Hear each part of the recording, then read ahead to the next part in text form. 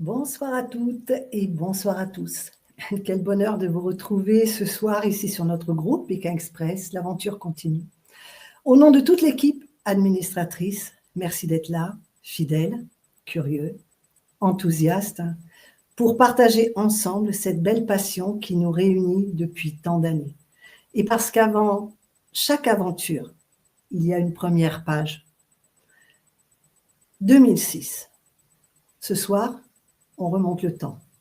Première route, premier souffle, Pékin Express vient de naître. Rien n'était écrit. Pas de réseau, pas de teaser, juste un sac, un rêve et le monde à traverser. Ils ne savaient rien, rien du froid, rien de la faim, rien des nuits sans toit, ni de ce qu'ils allaient devenir. Ils ne savaient rien.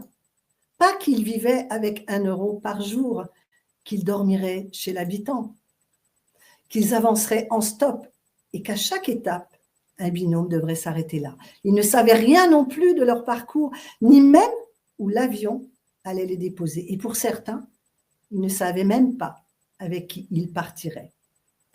Le fameux binôme d'inconnus.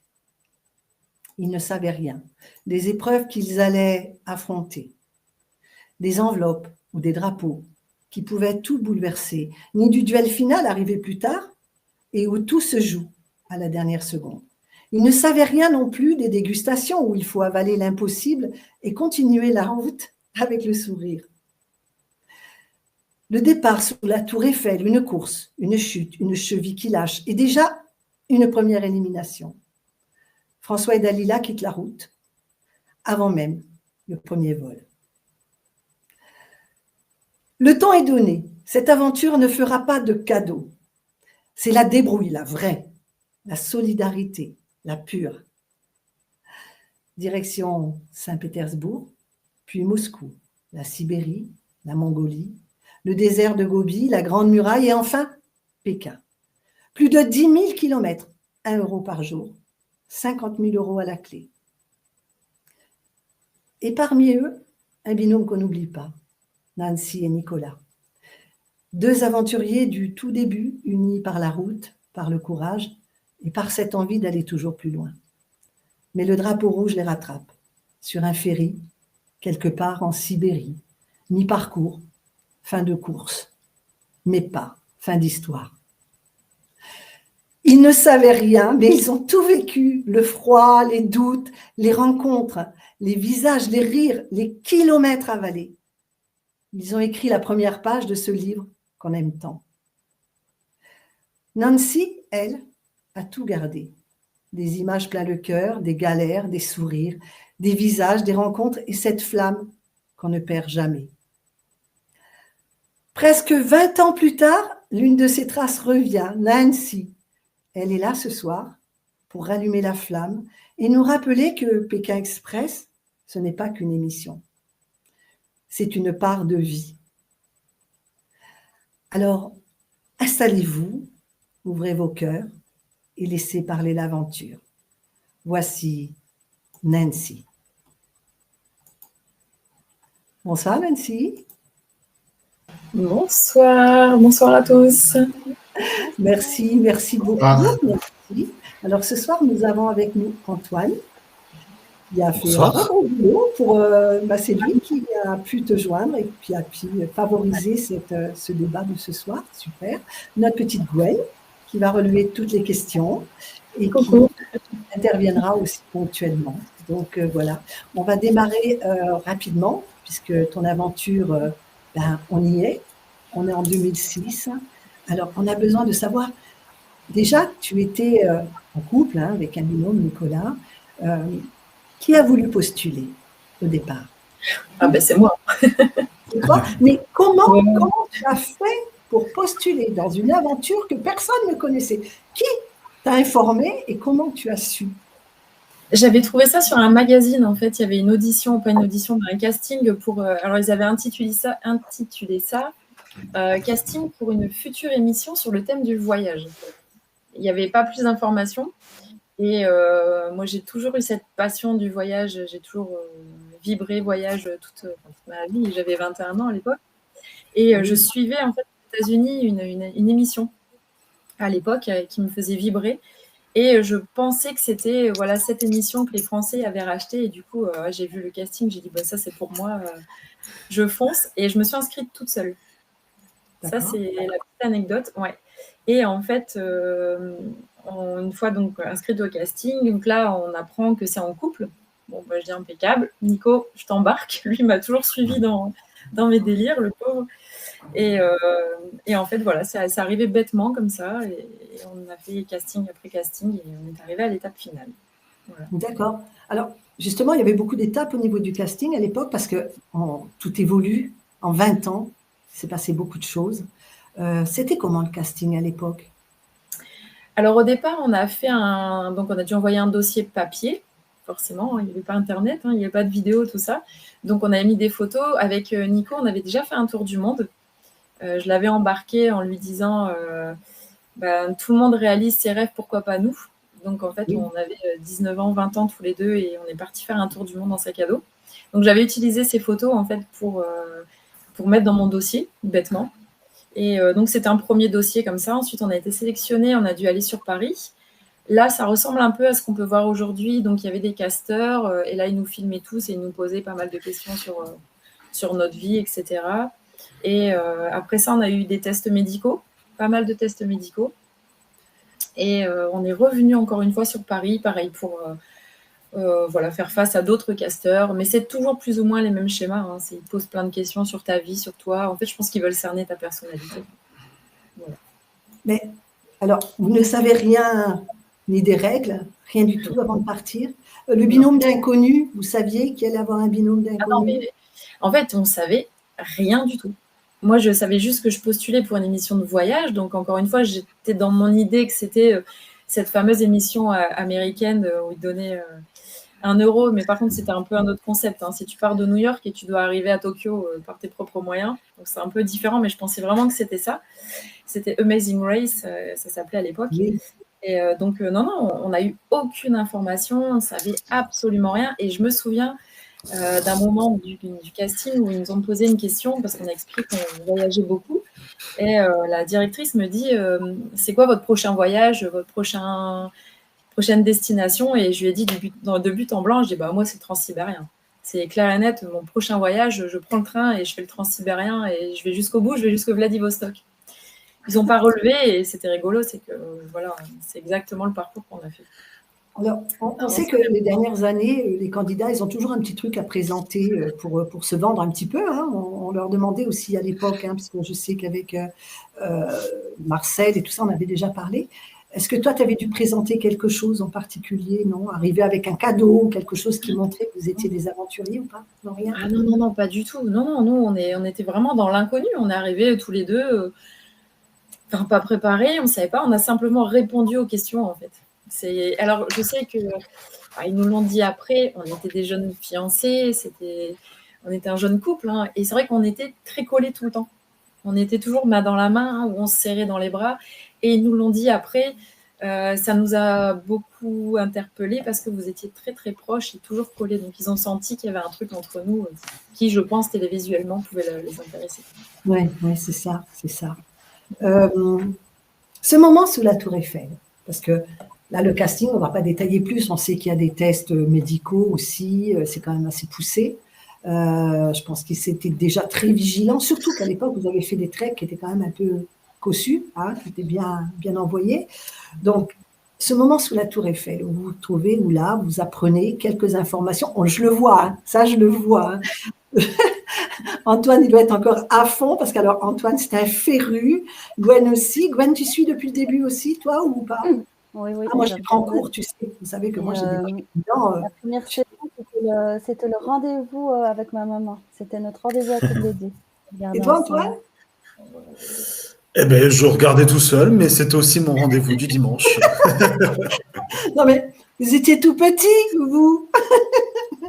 Donc, oui. Comment c'est pas mal, parce qu'on voit beaucoup avec les candidats, mais avec les membres, les personnes qui suivent, les fans de l'aventure. Justement, comment tu as vécu ça, Antoine, dès le début, cette aventure nouvelle? Alors, je crois qu'au départ, pareil, toujours passionné de voyage, également, j'ai toujours adoré ça. Euh, mais je crois qu'au départ, je n'imaginais pas l'importance que ça allait prendre. Oui, Je ne pensais pas que j'allais être aussi fan que ça. Et en fait, c'est vraiment au fur et à mesure. Et je me souviens que la finale de la saison 1 avait été diffusée cette fois-ci en prime time, alors que l'émission était diffusée, le dimanche en fin d'après-midi, début de soirée, me semble-t-il, à l'époque. Et c'est à ce moment-là, je me suis dit, ah ouais, à mon avis, on va peut-être avoir le droit à une autre saison parce que j'ai l'impression que ça commence à prendre de l'ampleur, quoi. Et voilà comment je l'avais perçu à l'époque. et toi, Gwen? Nous, ce qu'on avait surtout aimé avec ma mère dans ce nouveau concept de jeu, c'était justement tout le côté avec les locaux. Ce côté vraiment Famille. de remercier l'habitant, etc., qui avait certes des épreuves qui étaient, bon, je ne dis pas que c'était pas dur, mais qui avaient l'air quand même plus accessibles que sur certains jeux, voilà, de survie ou quoi que ce soit. C'était vraiment le côté aussi ouais, avec les locaux. On avait adoré. Et donc, du coup, on s'est prêté au jeu et on avait hâte d'être la semaine suivante pour voir la suite. Et puis après, ben, nous, de notre côté en Belgique, on a un peu oublié l'émission parce qu'il y a eu quelques années sans diffusion. Et puis après, quand j'ai déménagé en France et que j'ai pu revoir ce que j'avais pas vu, alors là, je me suis replongée dedans, mais direct. Et je me suis dit, mais comment est-ce qu'ils ont pu arrêter de partager cette émission, quoi. Ils sont... Tout Mais à fait. c'est vrai Alors qu'on moi, ne s'attendait pas à ce que ça prenne autant d'engouement et que ça reste aussi longtemps. moi, je suis tombée dedans beaucoup plus tard, hein, puisque c'était après l'interruption de 4 ans où j'ai atterri dans l'aventure. Mais dès le départ, ma fille regardait dès le début. Elle me disait, maman, regarde, c'est génial. Malheureusement, avec mon travail, je n'avais pas le temps. Et quand je suis tombée dedans, mais je suis vraiment tombée dedans, en fait, mais vraiment tombée dedans. Et j'étais frustrée, justement, de ne pas avoir connu les premières saisons, que j'ai vues par étapes, par morceaux. D'ailleurs, Antoine m'alimente un petit peu dans ses connaissances. Et franchement, c'est quand même une sacrée aventure. Donc, justement, toi, Nancy, fais partie de cette première vague qui n'est pas facile à gérer parce que c'est difficile de suivre derrière l'évolution qu'il y a eu. Et donc, là, tu as beaucoup de choses à nous raconter. Donc, comment tu as su que tu n'étais pas dans une aventure normale, que tu partais plutôt dans une course, ok, mais aussi dans une aventure humaine? À quel moment tu as senti que là, tu rentrais dans quelque chose de fort? Mais nous, on l'a senti vraiment en dernière minute parce qu'il faut savoir que on ne sait pas où on part. On part dans l'inconnu. Quand on nous a fait venir sur Paris, on a été convoqués dans un hôtel. On est resté, alors, mes souvenirs sont un peu lointains, mais c'était très long. Donc, j'aurais dit 24-48 heures, mais plus 48 que 24, enfermés dans une chambre d'hôtel avec interdiction de sortir. Vraiment, on ne pouvait pas nous amener à manger. Le producteur est passé, on a dû faire notre sac dans cette chambre. On était vraiment coupés du monde, mais sans savoir ce qui nous arrivait. Parce que les nouveaux candidats savent très bien qu'ils vont aller faire Pékin Express. Nous, on ne savait pas. On ne savait pas du tout ce qui nous attendait. Et moi, j'étais encore dans ce Amazing Race. Je vais partir pour aller au Japon avec 1 euro. Donc, on est dans du stress, dans de l'excitation, mais de l'inconnu. Et en fait, ils nous font sortir. Donc, à un moment donné, allez, on mettait votre sac, vous sortez de l'hôtel à pied. Donc, on était à côté de la Tour Eiffel. Et en fait, c'est une sensation que je garderai tout le temps au fond de moi. C'est que quand on arrive, les caméras sont là en arc de cercle et les candidats sont là. Et en fait, l'émission commence. Et là, on se dit, mince, ça commence, mais on ne sait toujours pas qu'est-ce qui commence en fait. On ne sait pas. Et réellement, quand on voit dans le montage télévisuel où Stéphane dit et ben voilà, vous allez vous embarquer pour une course folle avec 1 euro par jour, blablabla. Et ben on le découvre en même temps que vous. Vraiment, en réalité, on ne savait pas avant. Et d'ailleurs, ça, c'est l'anecdote qui nous a toujours fait rire entre les équipes. C'est que quand il dit 3, 2, 1, go, et qu'on se met tous à courir, c'est pas une blague. On part vraiment, pour nous, on part faire la course. On part. Et là, ils nous disent non, il y a un bus au bout, là, vous vous arrêtez, vous montez dedans, il vous dépose à l'aéroport. Et là, il y a tout qui redescend. Mais vous êtes sérieux? Enfin, nous, on était partis, c'était la course, quoi. Et je me souviens avoir dit à Nico, je connais bien Paris. À mon avis, gare de l'Est, c'est le meilleur plan. On essaye de se faire payer un billet de train, on monte dans la gare. Moi, j'étais partie loin.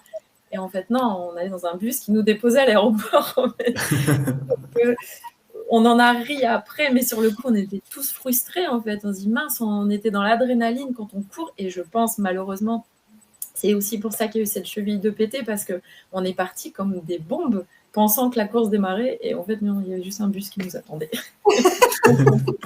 Mais ça commence, l'aventure, elle est déjà dès là, dès le départ. Ça bourre d'anecdotes, voilà, ça bouillonne d'anecdotes et ça c'est génial.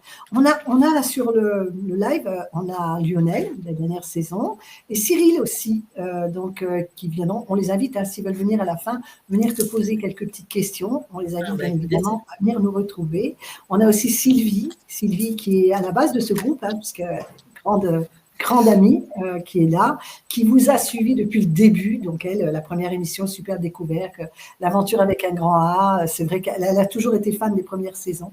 Donc, ça évolue, bien évidemment, mais c'est vrai que les premières saisons sont des moments assez marquants. Antoine, toi, tu rentres directement dans l'aventure. Eh bien, oui. Alors, c'est-à-dire que vous prenez l'avion, Nancy, du coup, à Paris. Vous arrivez, du coup, en Russie, à Pskov. Exactement, dans cet aéroport désaffecté.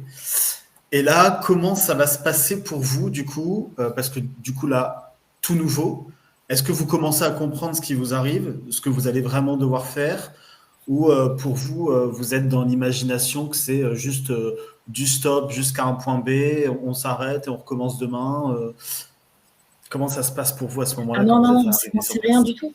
Non, vraiment, on ne sait pas parce qu'en fait, ils faisaient tout pour pas qu'on voit les autres binômes. Donc, on n'avait pas le droit d'échanger. Alors, le bus, ça a duré très peu de temps où finalement, on a plus parlé sur les uns les autres que sur l'aventure en elle-même. Donc, on ne savait pas. Dans l'avion, alors, petite anecdote, pareil, dans l'avion, on arrachait les pages. Il y a toujours des magazines, en fait, dans les poches des avions, tu sais, les magazines généraux. Et on arrachait les pages avec les plans. Il y a les plans de Moscou, plans de la Russie, etc. Parce qu'on se disait, ça va nous servir. Enfin, on ne savait rien. Donc, on essayait de prendre le moindre truc. Et je me souviens aussi qu'on arrêtait les hôtesses, on avait fait des petits papiers et on leur demandait des traductions en russe, en franco-russe, parce qu'on ne savait pas à quelle sauce on allait être mangé. Et en fait, quand on a atterri, ils nous ont tout de suite mis dans des vannes. Donc, c'était un van par équipe. Et encore une fois, on est reparti dans un hôtel pendant 24 ou 48 heures. Encore une fois, j'ai perdu la notion du temps. Et on n'avait pas d'infos. Et quand ils nous déposent dans ce fameux aéroport désaffecté pour lancer le départ de la course, on ne sait pas. Et c'est seulement quand Stéphane nous dit, voilà, vos instructions, vous devez aller à tel endroit, en autostop, et on découvre. Et on ne sait pas avant. Donc vraiment, c'est vraiment se jeter dans la gueule du loup. Quand on voit ce premier stop, cette première course où on va dans tous les sens, c'est réel parce qu'on ne sait vraiment pas. Donc, on ne maîtrise rien, en fait. On n'a aucun code, en fait, de Pékin Express. On ne sait pas ce qui va nous arriver, comment va marcher l'autostop, comment il faut faire. On jette dans la gueule du loup, quoi, clairement. Et là, donc, vous êtes en.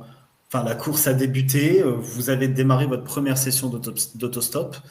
Première étape, quand même, avec des villes de légende, Saint-Pétersbourg, Moscou. D'ailleurs, on revient sur ça. Tu découvres là que tu vas, entre guillemets, suivre la route du Transsibérien. Toi qui avais prévu de faire ça, quelle est ta réaction sur le moment? Moi, je suis folle. Moi, je suis. Enfin, pour moi, je me dis c'est une chance de dingue parce que, en plus, là, je suis payée pour le faire. Donc, non seulement je fais une émission, je fais un jeu. Il faut savoir qu'à l'époque, Nico et moi, on était en STAPS tous les deux, donc étudiants en sport. Donc, de férus de sport, d'aventure. Donc, on est passionnés de voyage. Donc, on est dans notre élément à 400%. Et en plus, je découvre que je fais la route du Transsibérien. Enfin, on est dans un état... on ne peut pas se sentir mieux, quoi, à ce moment-là. On est tout jeune, on a 20 ans. C'est merveilleux. Justement, vous connaissiez, tu étais habitué à faire du stop, à partir comme ça? Je n'avais jamais fait de stop de ma vie. Non, on voyageait, mais on prenait les bus, les trains, mais par contre, non, on n'avait jamais fait d'autostop. Ouais. C'est vraiment une grande découverte. Donc, je connais ça. Vas-y, continue ta petite animation. Et du coup, cette première étape, donc du coup, vous passez par Saint-Pétersbourg, par Moscou. On va s'arrêter avec une petite image qui va certainement te rappeler des souvenirs. À Saint-Pétersbourg, du coup, je mets cette petite image. Alors, excuse-moi, Nancy. C'est des captures d'écran. C'est peut-être pas tes meilleures têtes à chaque fois. J'aurais pu te donner parce que je les ai, moi, les photos. Pardon. Mais du coup, vous êtes à Saint-Pétersbourg, il y a cette épreuve d'immunité et il se passe quelque chose de fou pour toi et Nicolas à ce moment-là. Si tu veux Ouais. bien nous rappeler ce qui se passe pendant cette épreuve. Donc en fait, c'est l'épreuve du taquin et voilà, on y va et en fait, on a terminé. Et on a terminé bien avant tout le monde et on regardait et on comprend pas, personne bouge au niveau de la prod. Et moi, je commence à crier. Je pense que vous l'avez compris, Nico était quelqu'un d'un peu plus discret, posé. Moi, j'étais un peu plus... bon, voilà, sans les images parlent d'elles-mêmes. Et en fait, je crie dans tous les sens et il n'y a rien qui se passe et je comprends pas. Et en fait, je me rends compte au bout d'un moment, donc quand il y a un premier binôme qui part, que j'avais une de mes pièces du taquin qui était à l'envers. Elle avait été montée dans le jeu à l'envers. Donc, effectivement, on avait fini depuis longtemps, mais le dessin n'était pas nickel parce qu'en fait, la pièce était à l'envers. Et en fait, j'ai commencé à vraiment m'énerver. Là, il y a un des caméramans qui est venu et qui a fait signe en disant « Oui, effectivement, il y a un problème ». Et voilà, ils nous ont laissé partir. Donc, on est parti en retard, sinon on était les premiers à avoir terminé.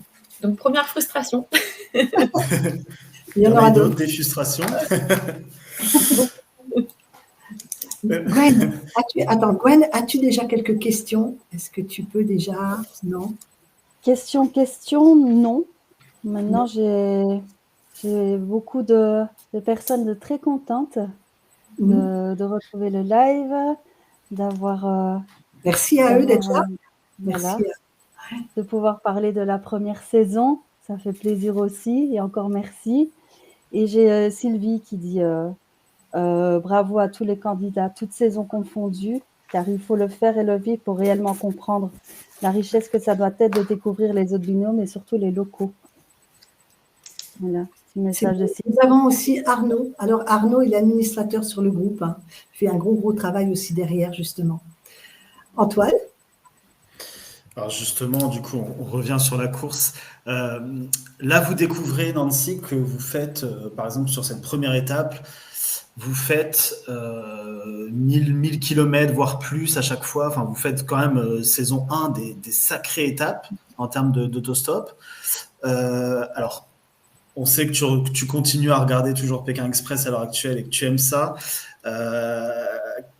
Avec le recul, quand tu vois que maintenant ils ont 200 km à parcourir en 3 jours, ce que vous faisiez aussi en 3 jours, mais sur des longues distances, comment tu vis ça? Enfin, avec le recul, quand tu vois qu'ils ont finalement 3 jours pour faire presque moitié moins, voire encore moins que moitié moins, quel est ton regard là-dessus sur le fonctionnement des nouvelles saisons? Je pense qu'ils ont beaucoup appris. Après, la première, c'était... Enfin, la première émission, moi, je la vois un peu comme, c'est celle où ils étaient en train de faire des réglages. Ils ne savaient pas non plus, je pense, la prod où ils mettaient les pieds. Et ces grandes distances en font partie parce qu'en fait, nous, on était en Russie, des longues routes monotones. Et en fait, on prenait un camion et le camion, il nous emmenait au bout. Donc, visuellement parlant, il n'y avait pas d'intérêt. Les caméramans, ils n'avaient rien à filmer. On était dans le même camion tout le temps. Et je pense que c'est pour ça, après, en fait, qu'ils ont peut-être raccourci les étapes et peut-être aussi évité les grands axes dans ces grands pays en prenant des chemins peut-être un peu plus compliqués. Parce que c'est vrai que nous, ils ont voulu nous faire relier les villes mythiques, Yekaterinbourg, etc., Novosibirsk. Ouais, c'est cool. Mais c'est des grandes autoroutes où tu prenais un chauffeur routier et t'emmenais au bout. Donc, je pense que ça, c'est des réajustements qu'ils ont dû faire. Et nous, après coup, mais ça, on le découvre qu'après, on se dit, on a fait des erreurs. En fait, en prenant un camion, on se dit, génial, le mec, il nous emmène au bout, trop bien. Ouais, mais il nous emmenait au bout, mais à 70 km/h. Alors que si tu attendais et que tu prenais une voiture, les voitures allaient plus vite. Mais ça, forcément, aujourd'hui, tu le sais, mais dans la première, tu ne sais pas. Bien sûr. Les surprises qui arrivent et qu'on découvre par la suite avec les saisons, c'est quand même des informations pour les candidats à venir. Que vous, les informations, vous ne les aviez pas. Donc, c'est ça. C'est ce qui rend votre l'épisode pilote aussi intéressant, justement. Et je trouve que c'est dommage, c'est que tout ça n'a pas été exploité depuis. Et nous, on est là pour ça. C'est ça. Vas-y, Antoine, je te laisse continuer. Et alors, donc, du coup, cette première étape arrive à sa fin à Moscou. Vous avez déjà fait un long parcours, malgré tout, en 3 jours. Comment ça se passe pour vous à l'époque, quand vous arrivez du coup à Moscou. Stéphane vous accueille à l'arrivée. Vous faites certainement des petites interviews, etc. Et qu'est-ce qui se passe entre 2 jours d'étape à ce Alors, nous, à moment-là? l'époque, c'était 3 jours d'étape. C'était 3 jours d'étape de nuit. Et à la fin de chaque étape, alors, toujours pareil, on n'avait pas le droit d'être mélangés. Hein, c'était toujours chacun dans son van. Ils essayaient vraiment de nous séparer au maximum. Mais bon, forcément, pour ce jour off, ils n'avaient pas le choix.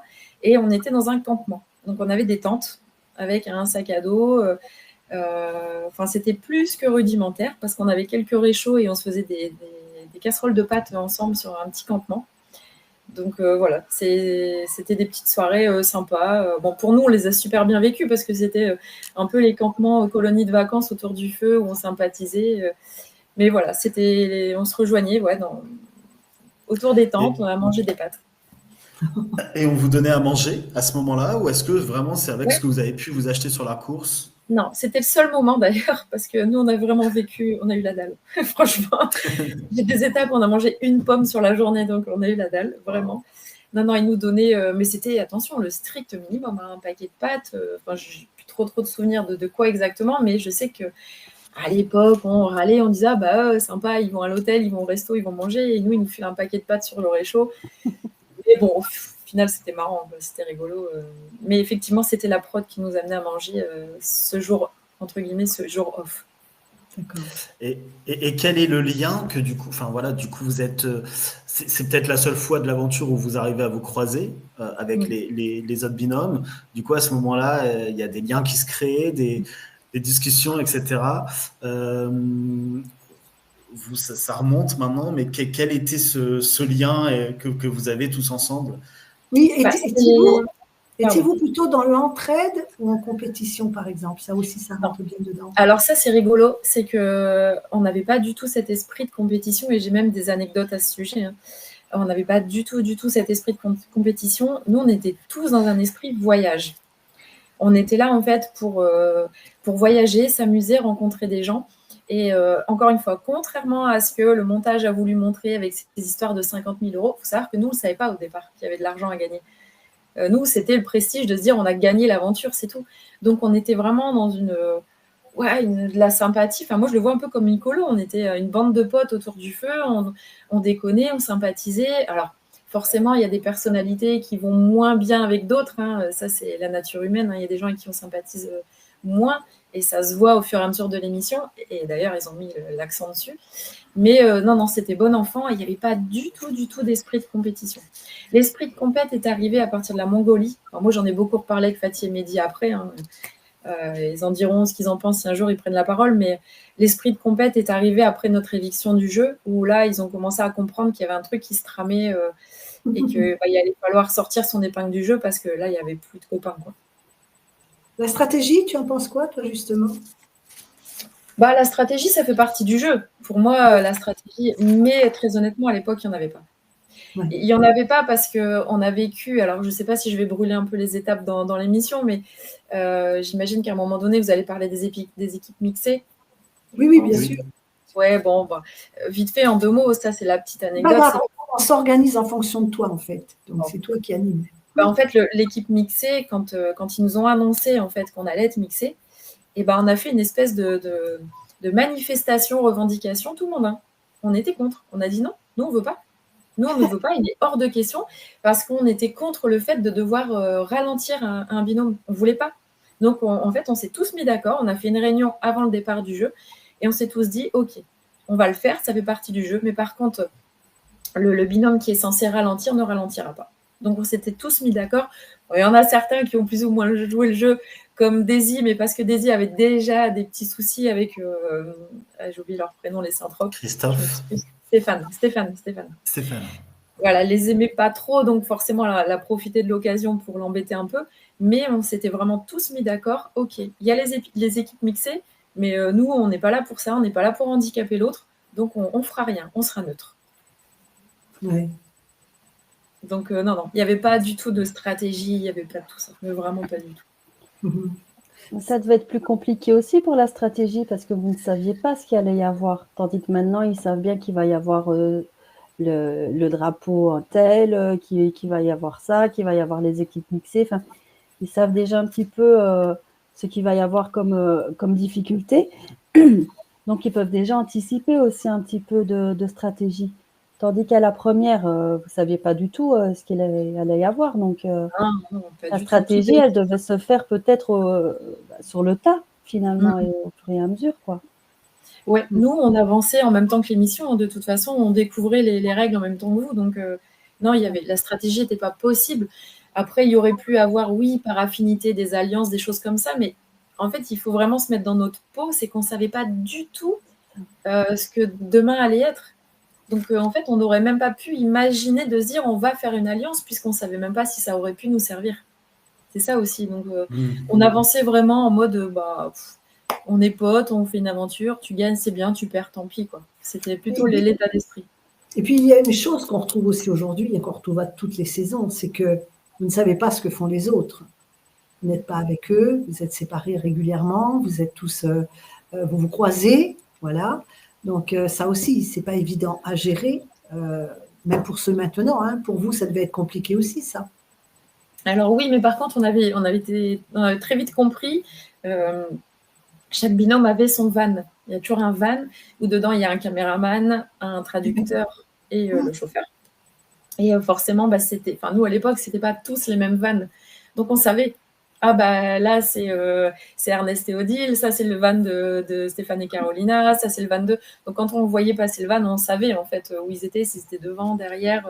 C'est comme ça qu'on avait vite réussi parce que c'est les vannes qu'on avait dès le premier jour quand on est arrivé à la ville frontière. Donc ça nous aidait un peu à savoir où étaient les autres. Ouais. Antoine, concernant les épreuves ou autres. Alors, du coup, je vais à nouveau te faire voir une petite photo qui va certainement te rappeler un petit souvenir. Si tu veux bien nous en parler, est-ce que tu arrives à te remettre C'est Kazan. Exactement. Notre victoire. L'étape 2, et c'est votre victoire. Quelle sensation vous en avez? C'est fou, c'est fou, c'est fou.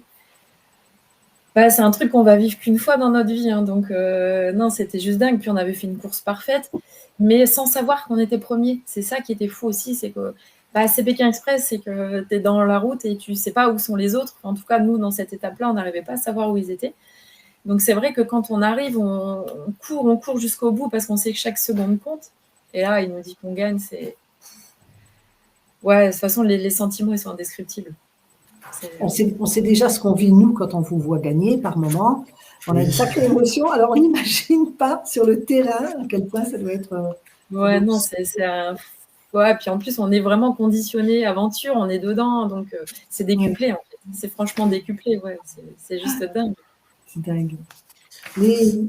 Antoine? Oui, Gwen? J'ai une question de Brigitte qui demande si Nancy aimerait éventuellement pouvoir refaire Pékin aujourd'hui, mais alors, soit le Pékin comme on le connaît aujourd'hui, ou est-ce que si tu pouvais refaire Pékin, est-ce que tu préférerais le refaire avec les anciennes conditions de jeu? Et si ça te dirait de refaire un Pékin déjà? Alors oui, je pense que personne ne dirait non à une aventure comme Pékin, c'est clair et net. On a tous envie de le refaire. Et justement, oui, parce qu'il y a des choses que j'ai fait et pas fait à la première et que je ferai ou ne ferai pas aujourd'hui. J'ai appris beaucoup, énormément. Donc forcément que oui, j'aimerais beaucoup le refaire et je le ferai totalement différemment. Totalement. Merci. Elle est trop mignonne, la petite Gwen. Alors, Nancy, du coup, forcément, alors pour arriver premier à Kazan, vous faites évidemment des rencontres, j'imagine, qui restent gravées à vie. On en parlera d'une rencontre surtout particulière lorsque vous étiez en équipe mixée, on en parlera juste après. Mais est-ce que tu as des anecdotes à nous raconter comme ça, des choses sur lesquelles vous avez pu vous retrouver face à des situations parfois un peu incongrues? On a pu en voir certaines dans l'émission, mais il y a plein de choses qu'on ne peut pas faire voir et que vous avez en mémoire. Eh bien, nous avons la nuit. Et c'est justement, c'est ça qui plaît énormément, c'est les anecdotes, parce qu'on en voit tellement peu, on est frustré quand la saison s'arrête parce qu'on sait qu'il y a des tonnes de bandes et que nous, on n'a pas tout vu. Donc, vas-y, déballe. Bah justement, c'est pas sur les bandes, c'est ça qui est drôle. Ah oui, bah vas-y, encore mieux. Parce qu'en fait, ce qu'il faut savoir, c'est que bah, forcément, les caméramans, ils font un boulot exceptionnel. Ça, vraiment, je tiens à le relever parce que les gars, ils ont une caméra qui fait plus de 20 kilos sur l'épaule et ils doivent nous suivre toute la journée. Nous, on était des candidats un peu chiants, je l'avoue, parce que comme on était sportifs, on ne faisait que courir. On ne savait pas marcher. Nous, c'était courir. On est 2 athlètes. Et le mec, il devait nous suivre avec sa caméra tout le temps. Et des fois, hein, franchement, ça arrivait, on nous disait, s'il vous plaît, arrêtez, quoi. Là, j'en peux plus. Donc, vraiment, je salue le travail des caméramans qui est exceptionnel. Mais du coup, le soir, bah, il fallait bien qu'ils aillent se coucher à un moment donné. Donc, en fait, on simulait le coucher. Et d'ailleurs, je le vois sur les émissions actuelles, c'est toujours pareil. Hein, tu le vois, la simulation du coucher, pour qu'eux puissent enfin aller se reposer un peu à l'hôtel. Sauf que c'est là que se passent des trucs de dingue. Et nous, il nous est arrivé des trucs de dingue. Une fois que les caméramans sont partis, donc nous n'avions plus de caméra. Et j'en ai plein. J'en ai une, en l'occurrence, une fois, on est arrivé dans une maison. Et donc, c'était un monsieur qui était seul avec sa maman qui était malade, alitée. On n'a pas vu. Et donc, il nous fait comprendre, bah, écoutez, il n'y a pas de souci, vous pouvez dormir dans le canapé, mais ma maman est malade. Donc, nous, vous êtes sûrs, on ne veut pas déranger. Oui, non, il n'y a pas de souci, c'est juste pour dormir, allez-y. Donc, on se couche.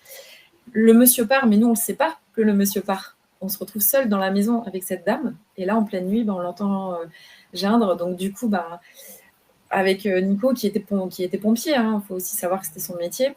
Donc, tout de suite, on a ce réflexe, mince, la dame se plaint, on va aller voir. Et effectivement, la dame était en mauvaise posture.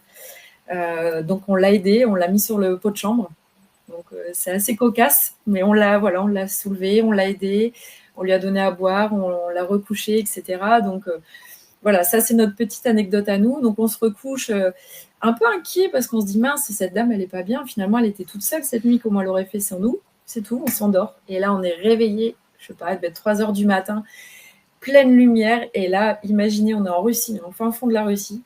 Et là, il y a 4-5 gaillards, des grands Russes comme ça, en train de nous regarder et en russe. Ah, blablabla. Là, sur le sac de couchage, qu'est-ce qui nous arrive? Et là, ils nous criaient dessus, ils hurlaient, des grands gestes. Donc là, on ne comprenait pas, donc on a remballé nos affaires. Et en fait, c'était les enfants. Donc cette dame qui était venue prendre le relais dans la nuit, mais qui ne savait pas qui on était. Le frère ne les avait pas avertis. On l'a su après grâce au traducteur au petit matin. Et on imagine ces messieurs, c'est tout à fait normal de voir des étrangers dans la maison de leur maman. Et donc, on a pris nos affaires et à 4h du matin, on s'est retrouvés à la rue. Et on a attendu l'équipe de prod qui s'est pointée vers 7h. On avait un rendez-vous pour 7h pour filmer le réveil. Et nous, on était déjà à la rue. Ah oui. Voilà.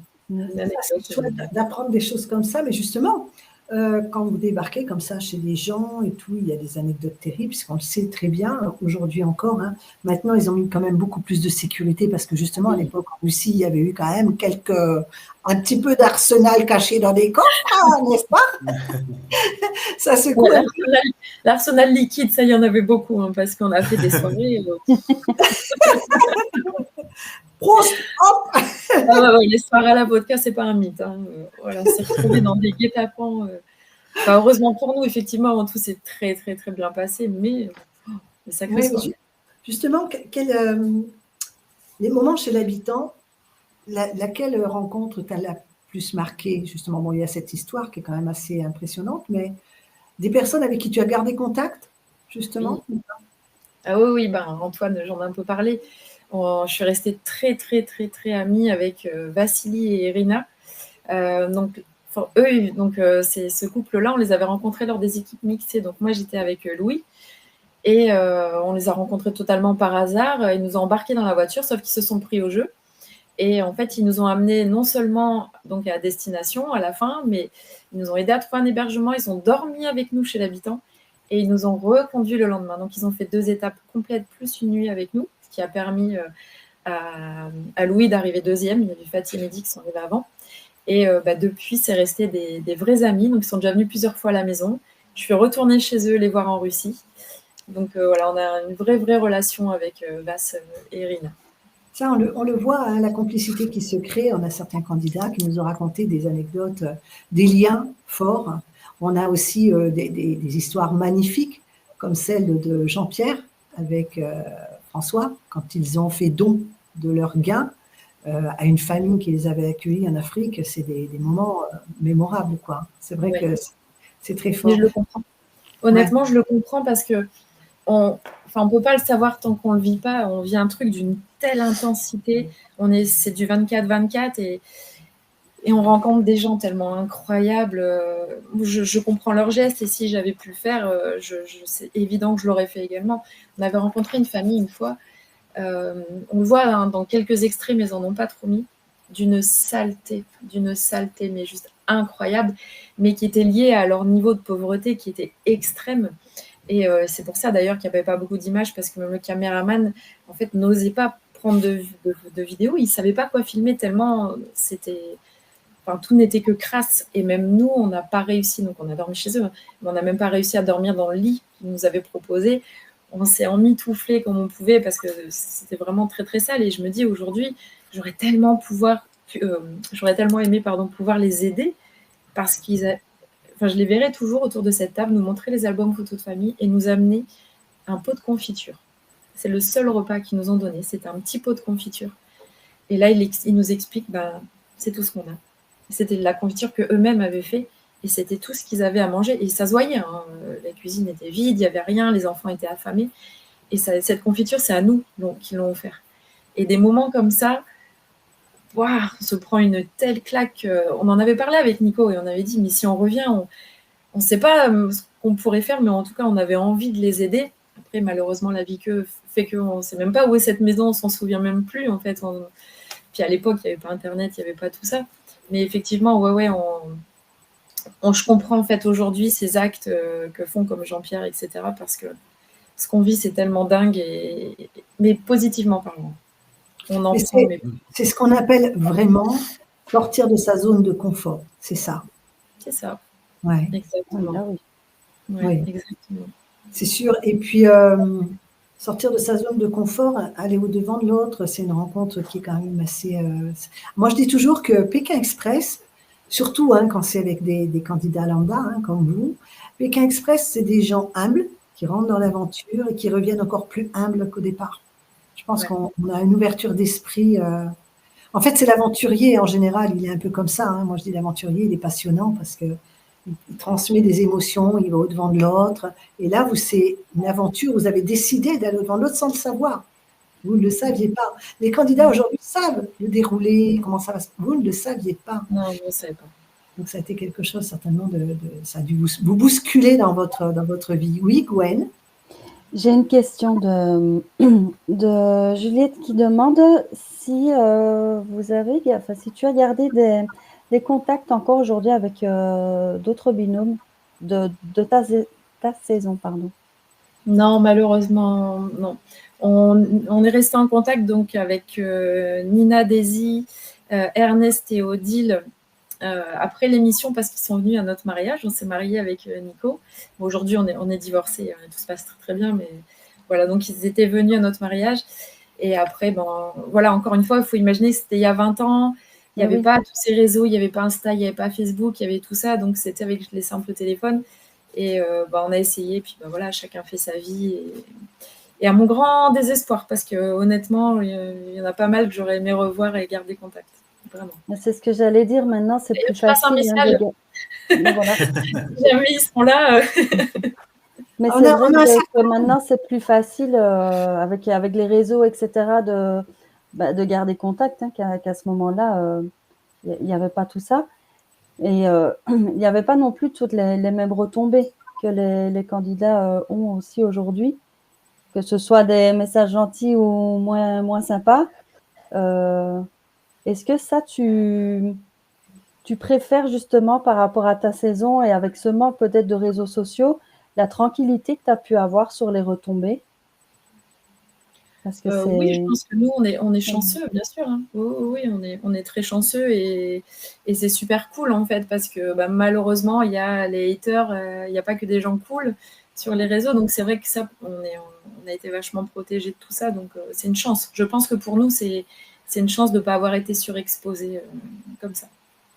Et puis, Ce serait bien, en fait, s'il y a il y a des oreilles qui se promènent là, on ne sait jamais, hein, on a un gros groupe quand même.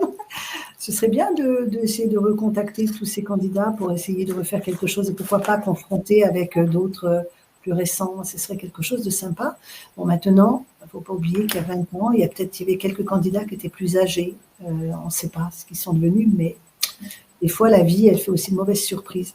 En tout cas, ce serait vraiment bien de pouvoir réconcilier, refaire quelque chose. Alors, on va lancer un appel. Bon, moi, j'ai mis beaucoup de temps quand même. J'ai retrouvé Mehdi, qui voyage beaucoup, qui était à l'époque à Dubaï. Ensuite, je l'ai retrouvé en Thaïlande. Enfin bon, je crois qu'il est beaucoup basé là-bas. Donc, mais voilà. Donc là, on en tient 2. C'est déjà pas mal. On va essayer d'améliorer ça. Je compte sur toi, Antoine, n'est-ce pas?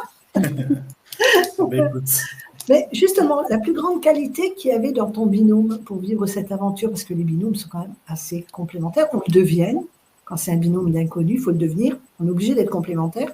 D'ailleurs, je pense que c'est sur cette complémentarité qu'il joue quand il crée le binôme en mettant 2 personnes totalement opposées, parce qu'elles vont se compléter. Les différences nous complètent, hein. C'est pas l'inverse. Donc vous, qu'est-ce qui a fait la force de votre binôme? Parce que vous êtes quand même allé jusqu'à la 6e étape, c'est pas rien. Qu'est-ce qui était votre force, à ton avis? La sportivité, clairement. On était 2 grands sportifs tous les deux, 2 compétiteurs. On avait ça dans le sang. On faisait tous les 2 des raids sportifs à l'époque. Et on était tous les 2 dans la même équipe. Enfin, on avait monté une équipe de 4, mais on était déjà 2 dedans. Donc, on faisait déjà des raids, on était compétiteurs. Donc, voilà, nous, on allait au bout des choses. On se serait dépassés. Enfin, quand je vois certains treks dans les saisons suivantes, je me dis, mais ça, c'était pour nous. Mais ça, c'était pour nous. Enfin, ouais, nous, c'était vraiment l'envie du dépassement. Et on n'en a pas eu beaucoup. Malheureusement, la première saison, on n'a pas eu grand-chose de super attractif à ce niveau-là. Et ça, j'envie un peu les saisons d'après. Hein, très honnêtement, d'un point de vue sportif. Voilà, les treks. Ouais. Justement, quelle saison tu aurais? Parce que vous, c'est vrai qu'il y avait eu un trek dans le désert de Gobi, mais malheureusement, vous étiez déjà éliminé. Mais justement, si tu avais dû participer à une autre saison que la tienne, tu aurais aimé participer à laquelle? Ah bah toutes. Je crois que nous-mêmes, on est gourmands. On non, j'aurais pas pu choisir parce que non, mais j'aime tout, j'aime tout, je voyage partout, j'aime tout, donc honnêtement, peu importe, vraiment. Allez, à la limite, la seule que je n'aurais pas voulu faire, très honnêtement, c'est celle après le Covid, où ils se sont baladés avec des espèces de masques sur la tête. Là, saison 14 avec Aurore et John. Avec Aurore et Jonathan du Nord, ouais, exactement. Ouais. Et non, franchement, ça, c'est limite la seule que j'aurais pas aimé faire à cause de... Voilà, pour moi, ça, c'était the handicap.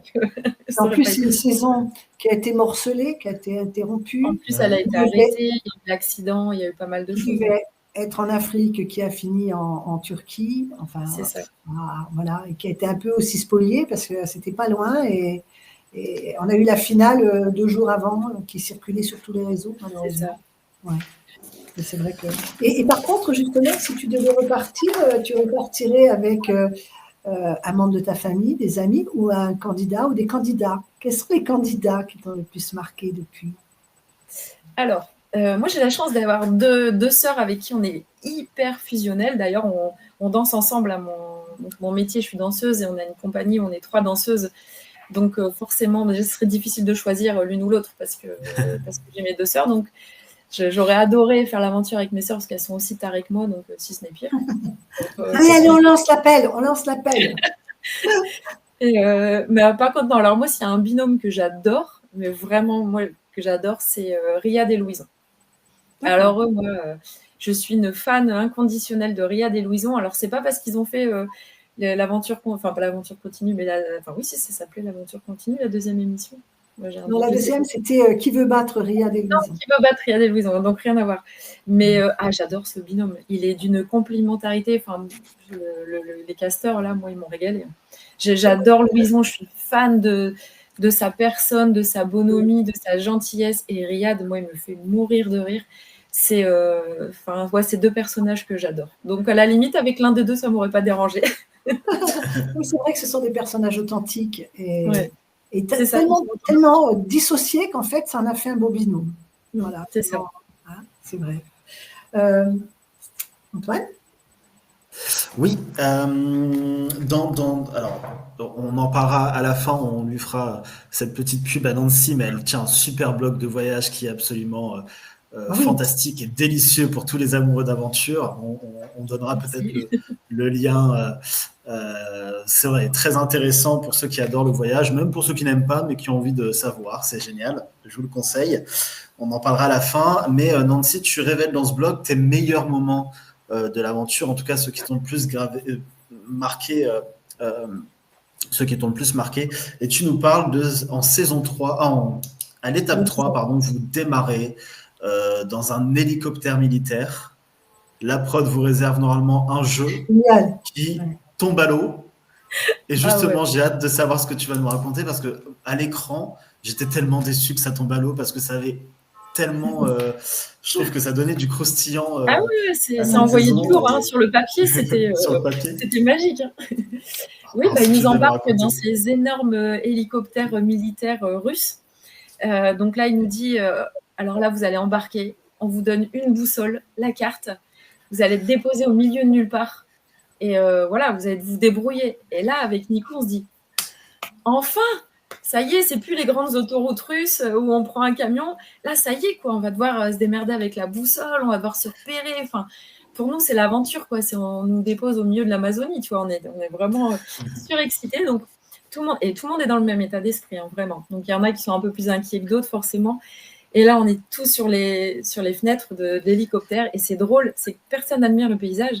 On est tous en train de prendre des repères.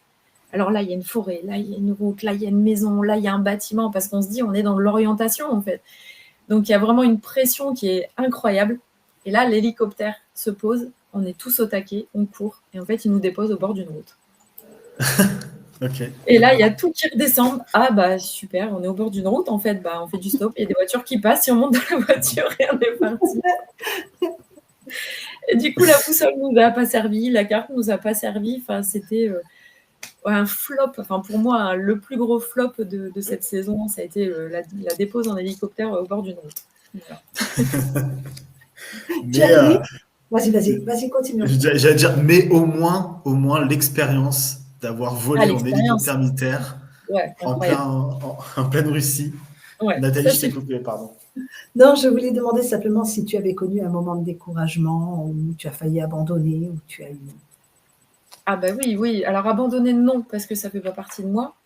Mais oui, bah, l'épisode du drapeau rouge, forcément, Oui, émotionnellement parlant, ça a été très compliqué, mais c'est pas le drapeau, c'est les gens qui m'ont fait beaucoup de peine. oui. C'est le comportement. Ouais.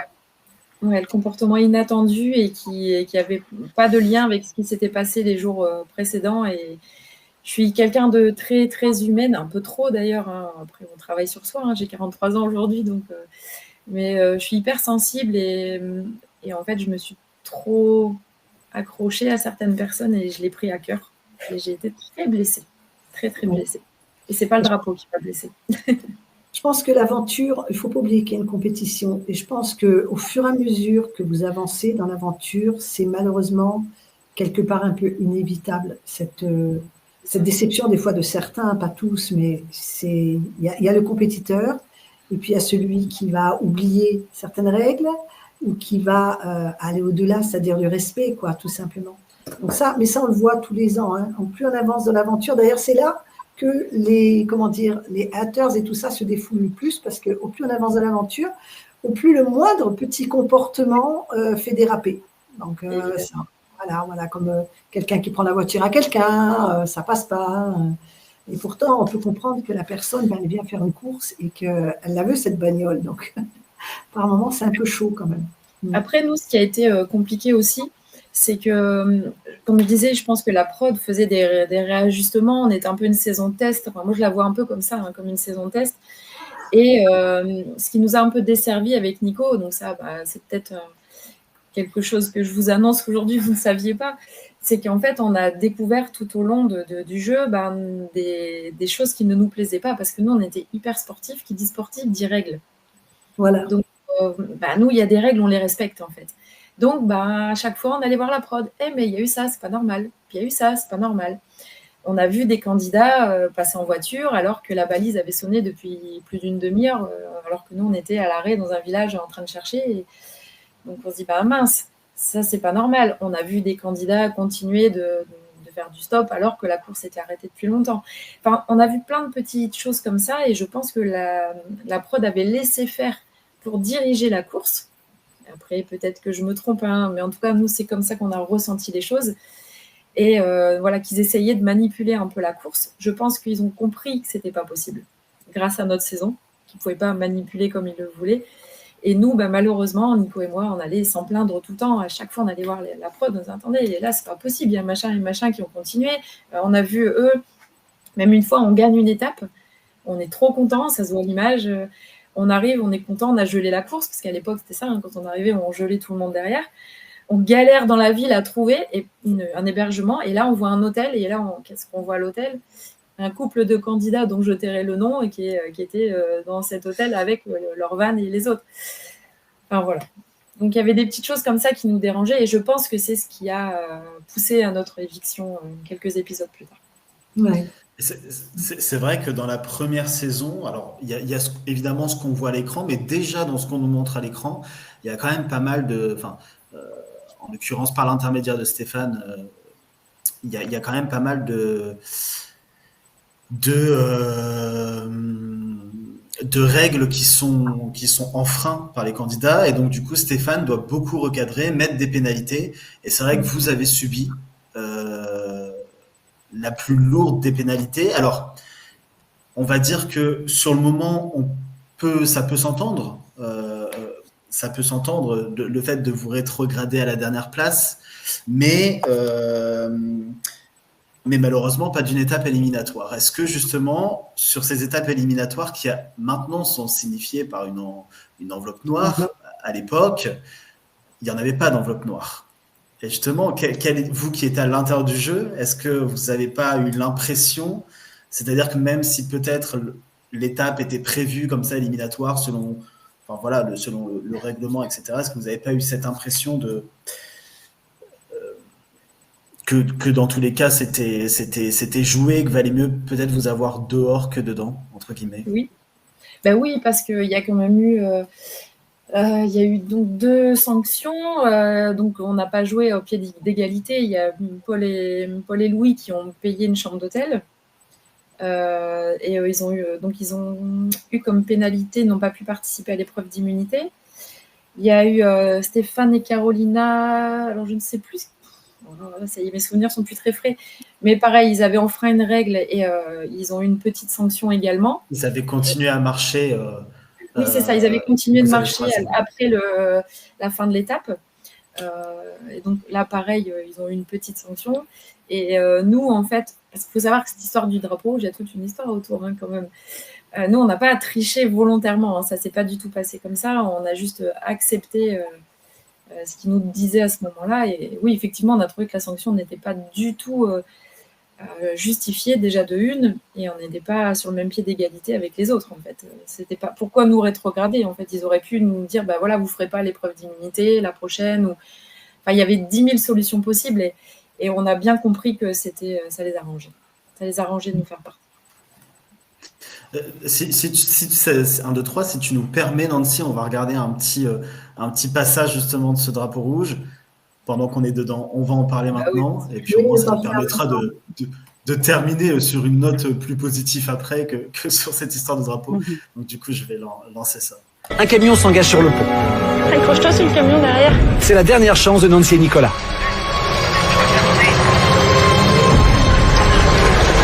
Attention, il passe derrière. Attention, il passe derrière. Agite le drapeau. Non. Ouais, je prends le risque. Ça me dérange pas. Ah non, je suis désolée, les règles, non, c'est les règles. On est sur le ferry. J'ai le droit de prendre le risque. Top. Non. 25. On est sur le pont, Carolina. Non. Oui, c'est la prod. Non, je suis désolée, des règles, c'est des règles. Vous les respectez pas. On respecte pas, on verra. Je crois que vous avez pas bien compris, mais on va vous l'expliquer, c'est pas grave. Là, je pense que vous abusez juste un tout petit peu, Carolina. Vous faites chier tout le monde depuis le début.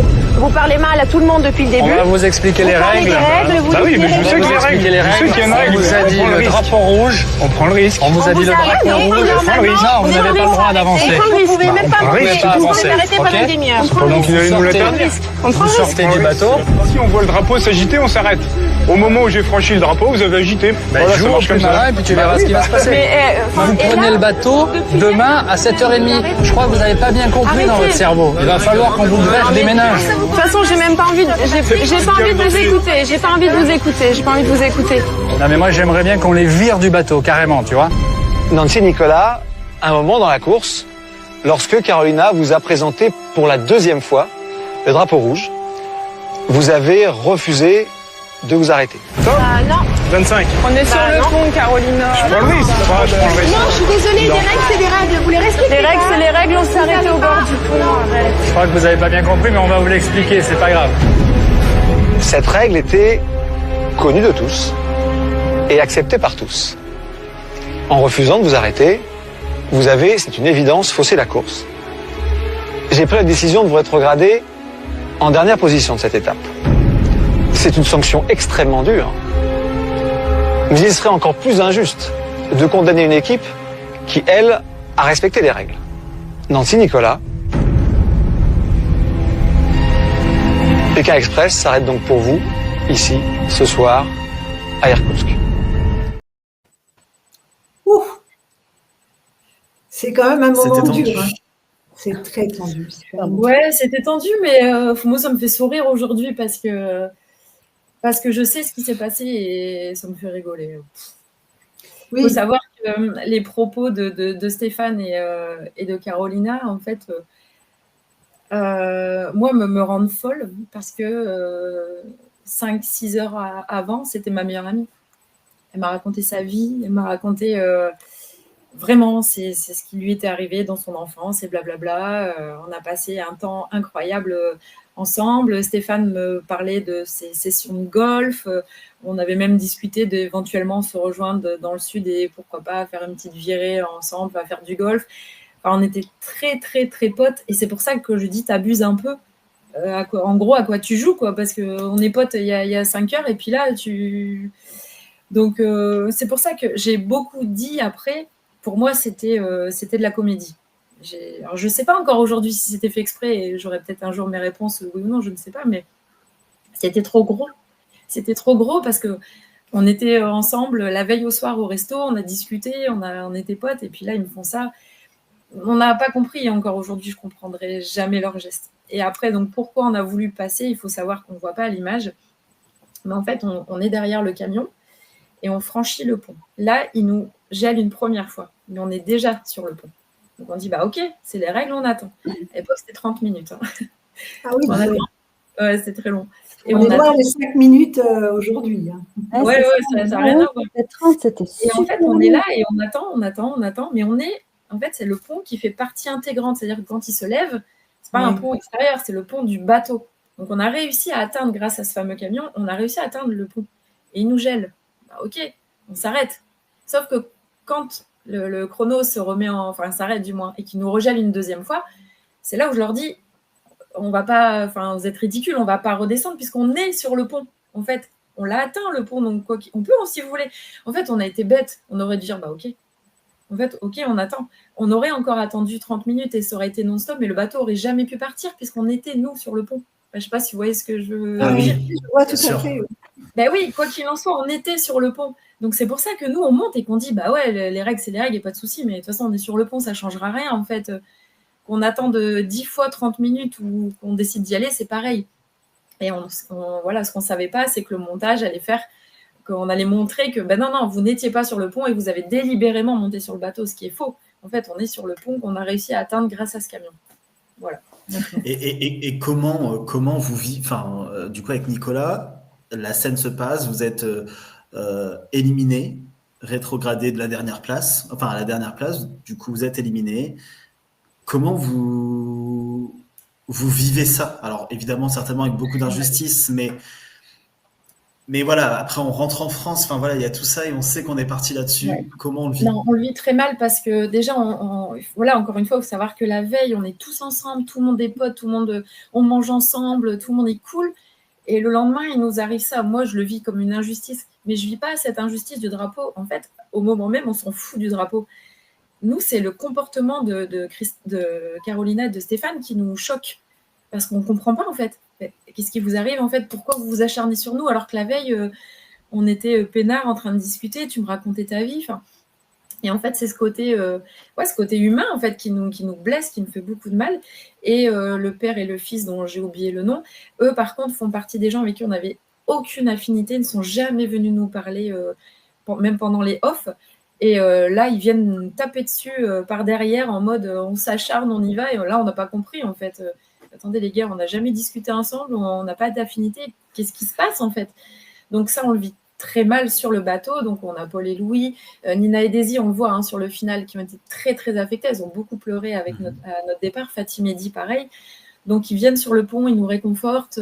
Bon, ça on le voit pas aux images, mais on pleure tous ensemble et ils nous disent lâchez pas l'affaire, vous inquiétez pas, ça va aller. Donc on est beaucoup soutenus par tous les autres binômes, sauf ces deux-là, et on comprend pas pourquoi.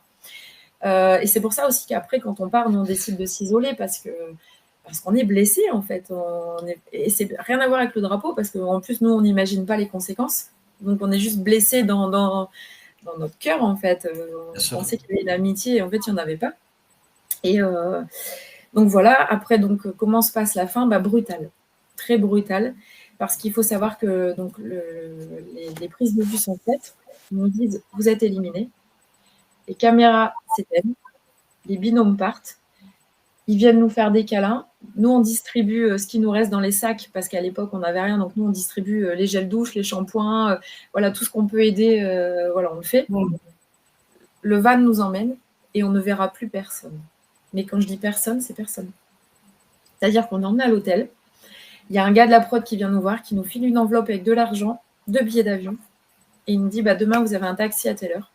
Et on ne verra plus personne. Ah oui. Wow. Et c'est brutal. En fait, la prod continue. Elle est obligée de continuer la route. Ils ont Pékin Express qui continue. Mais c'est vrai qu'il n'y a personne qui reste. Et nous, en l'occurrence, on était voyageurs. Ça a été, en fait, on est monté en taxi, on a pris l'avion, on a eu une escale à Saint-Pétersbourg avec une nuit.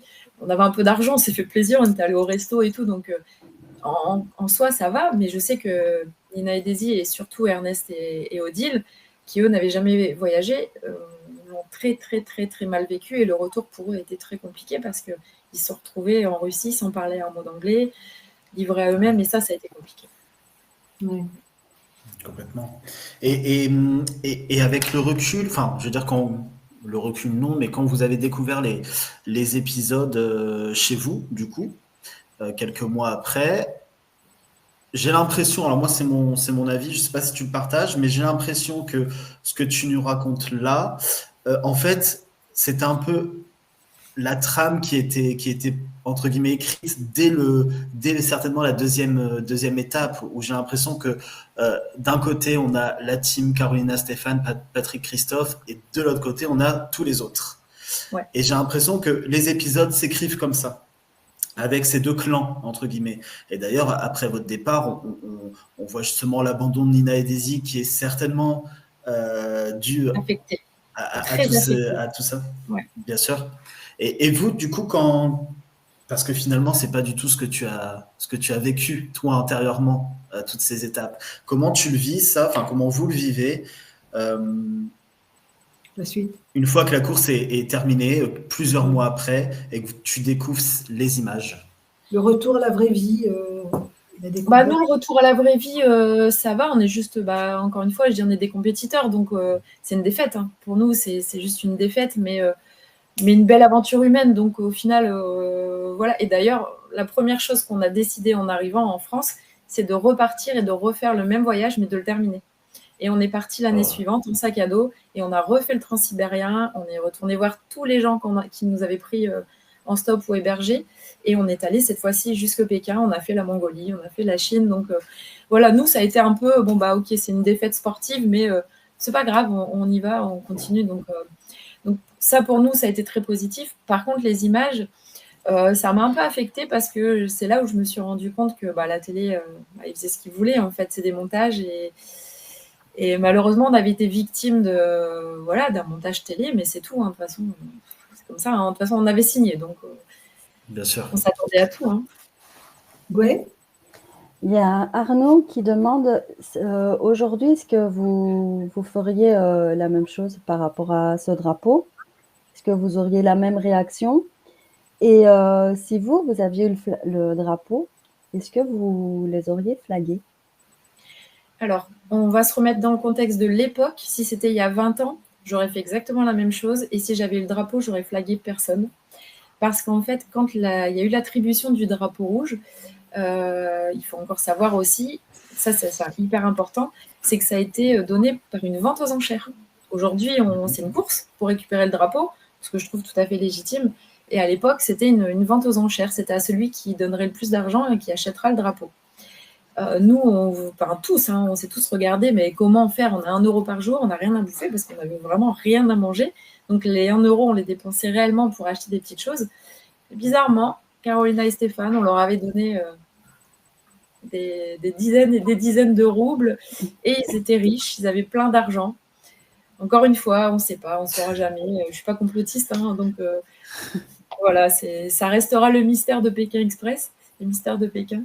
Mais donc, oui, voilà, donc nous, à l'époque, on en avait parlé entre nous en off, hein, et on s'était dit, déjà, on ne peut pas se payer ce drapeau, c'est pas possible, personne n'a d'argent, c'était tous regardés en disant, mais c'est pas possible, personne ne pourra l'acheter. Et avec les binômes avec qui on avait l'habitude de parler, on s'était dit, de toute façon, on s'en servira pas parce qu'on trouvait cette règle injuste. Au même titre que les équipes mixées, où on a refusé de jouer le jeu, là, les drapeaux, on avait dit, non, nous, si on l'a, ok, on l'a, mais on ne l'utilisera pas. Ça, c'était il y a 20 ans. Évidemment qu'aujourd'hui, si je devais aujourd'hui refaire Pékin Express, évidemment que je m'en servirais, mais je m'en servirais comme certaines équipes l'ont déjà fait, avec beaucoup de respect et d'humanité, et je ne m'amuserais pas à m'acharner sur des gens. Enfin, je trouve que leur esprit de je vous flag si vous êtes devant moi, par contre, si je suis devant, je vous flag pas. Bon. Ça, j'ai envie de dire, ça fait partie du jeu, c'est bon enfant. Quoi. On a déjà eu plusieurs fois des problèmes de drapeau quand même, hein. Mais celui-là était quand même violent. Il a été violent, ouais. La suite est surprenante. Ça, c'est pareil, on sait que quand les candidats sortent, on sait que derrière, ils sortent. Voilà, et qu'il n'y a pas, ils se retrouvent seuls, ils repartent comme ils sont venus, mais seuls. Voilà, donc ça, comme tu l'as dit, ils continuent la course, il y a un business derrière, il faut le faire tourner, et voilà. Après, c'est dur pour les candidats, je pense. Oui, c'est très dur. Très honnêtement. Il faut avoir une cellule psychologique. Psychologiquement, c'est pas facile, mais il n'y avait personne. Voilà, avoir une cellule psychologique, parce que je pense que c'est quand même un moment. Combien de temps ça a duré pour vous entre le départ? 1 mois. Donc 1 mois, c'est lourd. C'est lourd. Mois, mais pourtant, on n'a fait que 6 étapes. Hein, donc, Ouais, c'était très lourd. 1 mois, c'est lourd de conséquences parce que psychologiquement, il se passe plein de choses. En plus, c'est une animation qui est quand même assez active. Donc ça, on peut se comprendre. Ça doit être dur. Antoine, tu avais d'autres photos, je crois. Je te partage une photo, Nancy, où je pense que tu es la seule candidate de Pékin Express à avoir eu cette chance. Je te partage la petite photo où on te voit faire du stop avec Stéphane qui a joué le jeu. On a vu ça dans votre première saison et tu es la seule. Alors, je ne me souvenais pas que j'avais ce privilège. Avec Antoine, rien ne passe au travers du filet. Tout va dedans. Et le ministre de la communication aussi, hein, quand même. J'ai fait du stop avec le ministre. J'étais assise sur ses genoux. Oh. Et alors, ça fait quoi d'être sur les genoux du ministre de la communication? Rien du tout, mais alors rien du tout. Vraiment, et c'est même drôle parce qu'il le montre, je suis assise sur ses genoux. Il y a le gars à côté qui dit vous êtes assise à côté du ministre de la communication. Puis je fais ah. Et en fait, on continue de parler comme ça devait être. Mais avec Stéphane, c'était rigolo. C'est vrai que c'était marrant, mais en même temps, il n'était pas connu. Ça aussi, c'est important de le savoir. Nous, à l'époque, il n'était pas connu. Donc, moi, j'avais un présentateur d'une émission à côté de moi. Et il était hyper discret. Hein, nous, on ne le voyait pas. Il arrivait quand on faisait les plateaux. Voilà, il faisait son speech et il repartait. Il est toujours jamais. Jamais. Il est assez discret. Hein, très, très discret. C'est ça. Et oui. Très gentil, le peu qu'on le voyait, mais discret. Et Nancy, j'aimerais qu'on revienne sur Sur une anecdote qui a été, enfin voilà, que je crois qu'à l'heure actuelle, encore très peu de monde est au courant, mais vous avez subi, enfin, grâce au caméraman de Pékin Express, vous avez pu avoir du repos dans votre saison parce qu'il y a eu une rébellion des caméramans. Si tu peux nous raconter ça. Oui, un jour, on devait partir. Alors, je ne sais plus trop quelle étape c'était, Yekaterinbourg ou Novosibirsk. Je crois que c'est Yekaterinbourg. Et là, on nous dit, non, vous ne partirez pas. Il y a une grève des caméramans parce que les conditions étaient dures. De toute façon, je l'ai souligné tout à l'heure. C'est vrai que c'était vraiment pas facile pour eux. Aujourd'hui, je ne me souviens pas trop des revendications. Tout ce que je sais, c'est qu'on les remercie parce qu'on a eu 2 jours merveilleux. On a mangé au resto, on a eu droit à un bus visite guidée de la ville.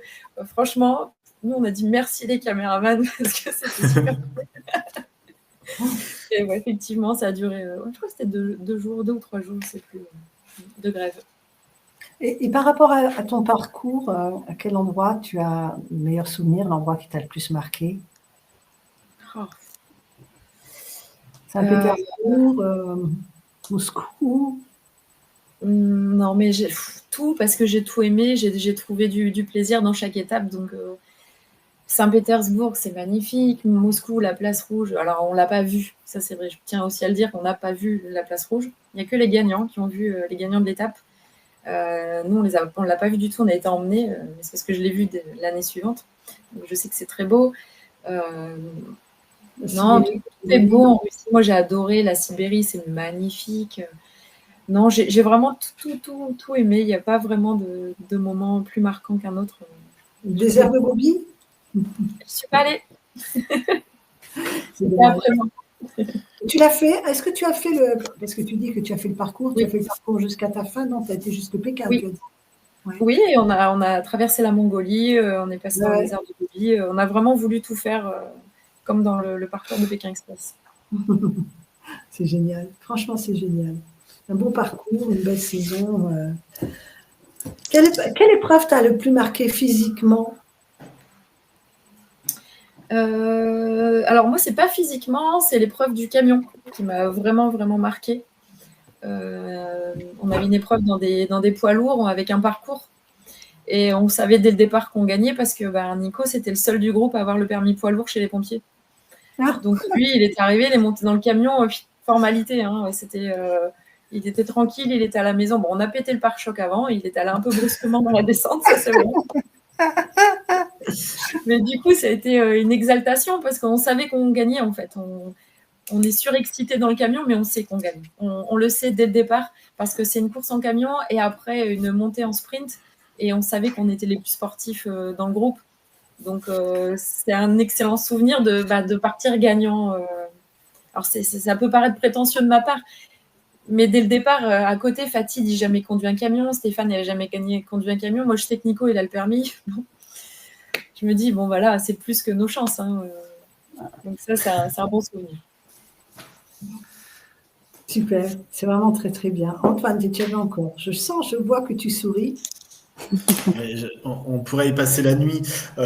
Non, mais en tout cas, c'est génial d'avoir toutes ces belles anecdotes, Enfin, moi, je trouve ça super. Je passe un très bon moment. Nancy, enfin, je pense que tout le monde passe un bon moment. Oui. De toute façon. Oui. J'espère que toi aussi, Nancy. Ouais, en tout cas, elle est très fluide. C'est très bien. Ça fait beaucoup de bien de passer une soirée comme ça. C'est reposant, c'est doux, c'est vraiment sympa. Gwen, je pense que tu as peut-être un peu des questions ou des réactions. Ils sont gentils. Je pense qu'ils écoutent religieusement là, tout ce qui se dit. Il y a des personnes qui n'ont pas vu l'émission parce qu'ils étaient bébés quand elle est sortie. Donc, ils découvrent un peu aussi Nancy aujourd'hui. Mais non, mais c'est un plaisir pour tout le monde et pour ceux qui nous regardent là d'avoir des retours comme ça de la première saison. Ça fait du bien aussi, ces petits rappels avec les différences qu'il y a avec aujourd'hui. Voilà, non, tout le monde est content, tout le monde écoute gentiment. Donc, on peut continuer. Ils vont passer la nuit. Moi, je suis friande des anecdotes et je suis sûre que tu en as d'autres comme ça qui te viennent à l'esprit, des moments forts, des échanges avec des candidats aussi qui étaient très beaux, des moments comme ça. Oui, on en a eu plein avec les papis, les papis corses, mes papis de cœur. Moi, mon passage avec Louis, ça restera gravé à vie. C'est un homme exceptionnel avec un cœur. Enfin, c'était mon papy. Quand je dis c'était mon papy, c'était pas une blague. Hein. Cet homme était merveilleux. Il avait ce côté rustre, du Corse, mais en même temps, à l'intérieur, c'était un bonbon, quoi. Et je me suis éclatée avec lui. Enfin, c'était vraiment un amour. Et ça, c'est ma plus belle rencontre de Pékin. Alors, je les ai tous aimés, mais c'est vrai que les papis et ce moment mixé avec lui, ça a été incroyable. Incroyable. Oui. C'est beau, ça. Non, ils étaient tous super. J'ai adoré Nina et Daisy aussi. C'était deux filles pétillantes. On a revu Daisy quelques années plus tard. Et c'était vraiment deux nanas super entières. Fatih Mehdi, on a passé des soirées en feu de camp à chaque jour off. En fait, après chaque émission, on avait une journée off où on était autour d'un feu de camp avec nos tantes. Qu'est-ce qu'on a pu rire, parce que vraiment, ce qu'ils montrent dans l'émission, c'est les mêmes dans la vraie vie. Donc, ça a été des parties de rire avec eux. Non, vraiment, on était hyper complices. J'ai adoré, vraiment, des super gars. C'est chouette. Alors, là, je suppose que tu vas suivre attentivement la prochaine saison de Pékin Express au Kazakhstan. Oui, Kazakhstan. Raconte-nous tout. Alors, moi, ce que j'aimerais savoir, c'est, à ton avis, est-ce que les candidats vont en chier? Parce que moi, j'aime bien. On aime bien quand ils en chient quand même. Franchement, c'est toujours évidence. Quand c'est les autres. C'est sûr, ils vont en chier. Alors, ils vont pas en chier avec les gens parce que les Kazakhs, c'est des gens extraordinaires, d'une générosité juste incroyable. Donc, ça va pas être avec les gens, mais c'est le climat. Déjà, faire de l'autostop, faire un Pékin quand il fait chaud, c'est déjà difficile. Mais alors, quand il fait froid, nous, on l'a vécu. On a eu un épisode où il pleuvait, mais à verse, il s'est pas arrêté de pleuvoir. Et tu le sens, ça prend sur le moral. T'as beau être un battant, avoir envie de gagner ton étape, il pleut, c'est tout. Ça vient directement sur le moral et tu pourrais baisser les bras à cause du temps. Et là, quand j'ai vu le froid, la neige, waouh. Non, je pense que ça va être une saison épique. Vraiment épique. Ouais. Super, on attend. Et puis, Kazakhstan, c'est attendu. Pour l'avoir fait, c'est ouf. C'est des grandes étendues de désert. Donc, la route, à mon avis, waouh.